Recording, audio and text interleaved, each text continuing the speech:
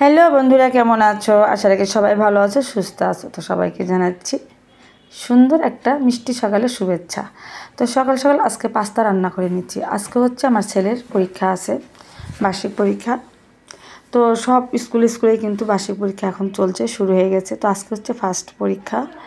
তো পরীক্ষা আজকে হচ্ছে গণিত, খুব একটা কঠিন পরীক্ষা। তো সবই পারলে সবই সহজ, না পারলে সবই কঠিন। তো যাই হোক, গণিতটা আসলে একটু কঠিনই সব মানে তো যাই হোক বন্ধুরা, এখানে দেখো মাছ ভাজা করে নিচ্ছি। তো মাছ এখানে দেখতে পাচ্ছ রুই মাছ আছে, আর হচ্ছে ভাজা করব হচ্ছে তেলাপিয়া মাছ। তো শিবা হচ্ছে রুই মাছ খায় না, তো ওর জন্য হচ্ছে তেলাপিয়া মাছ সরি, ও হচ্ছে তেলাপিয়া মাছ খায় না, ওর জন্য হচ্ছে রুই মাছ। ঠিক আছে বন্ধুরা, কথা একদম মিলেমিলে হয়ে যাচ্ছে।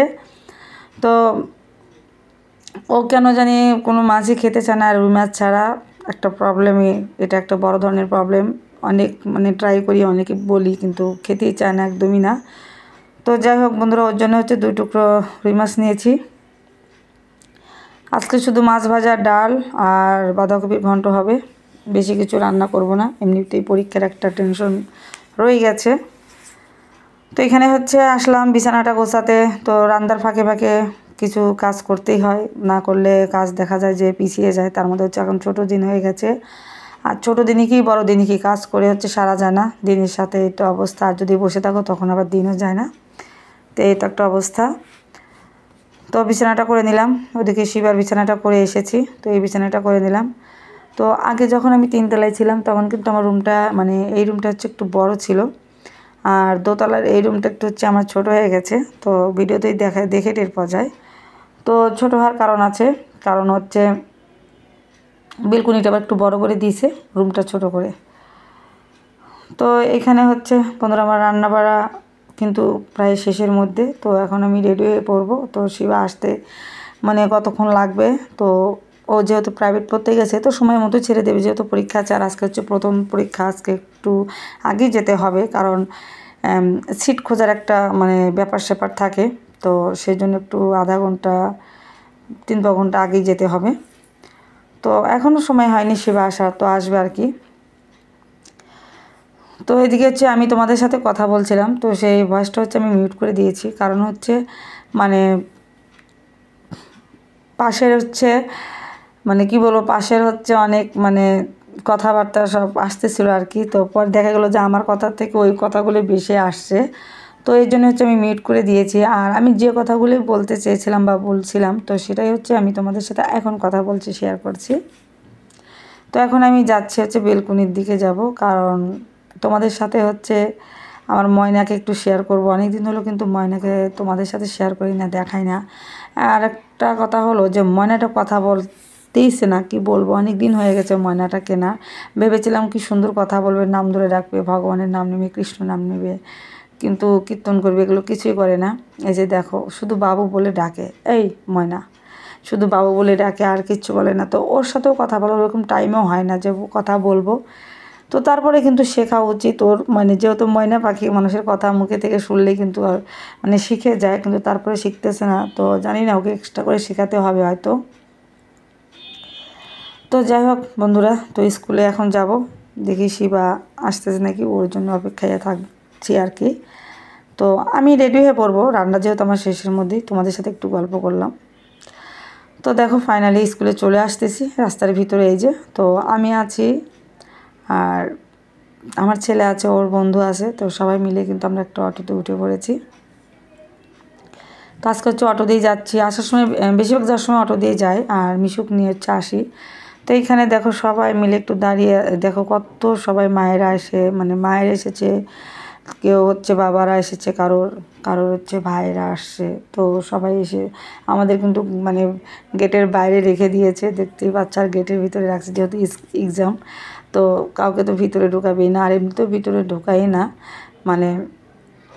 স্কুলের ভিতরে আমাদেরকে অভিভাবককে নেয়ই না আর কি। তো এখানে সব বান্ধবীরা মিলে আমরা বসে আছি, আমাদের একটা গ্রুপ আছে বান্ধবীদের। তো তারা মিলে সবাই মিলে আমরা, জানো না তো, একদম কি বলবো, রাস্তার সাথে একদম বসে আছি, কিচ্ছু করার নেই, কারণ এতক্ষণ 3 ঘন্টা পরীক্ষা, দাঁড়িয়ে থাকা তো সম্ভবই না। তো তো সবাই বসেছিলাম। তো সেখান থেকে হচ্ছে আমরা গিয়েছি দেখো মুরগি কিনতে। কারণ এখানে একটা কারণ আছে, আমরা না মানে পরীক্ষার সময় না আমরা যে কোনো একটা পার্টি করি আর কি। তো আমাদের গ্রুপের যে আমরা বান্ধবীরা আছি সবাই মিলে নেয়, একজন না একজন কিছু না কিছু খাওয়ায় এটা। তো যাই হোক, আগের পরীক্ষাতে হচ্ছে এক বান্ধবী অনেকবারই খাওয়াইছিল, তারপরে আর একটা বান্ধবী বাসায় খাওয়া হয়েছিল। তো আমিও কিছু হালকা পাতলা মানে খাইয়েছিলাম। তো আমার আর একটা বান্ধবী সে বলছে আমি খাওয়াবো। তো দেখো এই জন্য হচ্ছে মুরগি কিনতেছে। তো ডিসিশন হবে যখন খাবো তখন তোমাদের সাথে শেয়ার করবো যে কী খাওয়াচ্ছে আর কী খেলাম। তো তারপর দেখো যে আর একটা বান্ধবী যে জোর করে নিয়ে আসলো, চলো সবাই মিলে পেঁয়াজু আর হচ্ছে পুরি খাই। তো গরম গরম পুরি পেঁয়াজু ভাজতেছিল, সালাদ দিয়ে সবাই মিলে বসে বসে খাচ্ছিলাম এখানে। আর সবার শেষে হচ্ছে আমার খাওয়াটা হয়েছে, আমার খাওয়াটা প্রচণ্ড ঢিলা। তারপর একটু ভিডিও করছিলাম জন্য আমি পিছিয়ে পড়ে গেছি। তো পিছিয়ে পড়েছি তো কী হয়েছে, তাই বলে কিন্তু আমার বান্ধবীরা আমাকে দেখে কেউ আসেনি। আর আমার বান্ধবীরা অনেক ভালো, খুব ভালো, হাজারে ওয়ান পিস। তো সত্যি কথা, আসলে নিজেদের সব কিছু নিজে ভালো হলে সবাই ভালো হয়, কিন্তু কিছু কিছু সময় নিজে ভালো হলে কিন্তু সবাইকে ভালো পাওয়া যায় না। শুধু তোমার থেকে সুবিধাই নিবে, সেই জন্য তুমি ভালো। আর যে সুবিধা তোমার থেকে পাবে না, তো তখন তুমি খারাপ, ঠিক আছে। আর সুবিধা পেলেও খারাপ বলে, যার যার এটা মানে অভ্যাস থাকে, মানে মানুষকে ভালো বলতেই পারে না, ভালো বললে গায়ে লাগে। তো যাই হোক, এখন হচ্ছে পরীক্ষা শেষ হয়ে গেছে। তো আসার পথে আমার আর একটা ভাবি আমরা একসাথে আসবো আর কি, এক মিশুকে। তো দেখছি কি সুন্দর তাজা তাজা শাক উঠেছে, তো সেই শাক কিনে নিচ্ছি। আমি একাটি কিনলাম আর হচ্ছে ভাবিটা একাটি নিল। একদম খুব সুন্দর কচুর শাক, আমার তো খুব পছন্দের।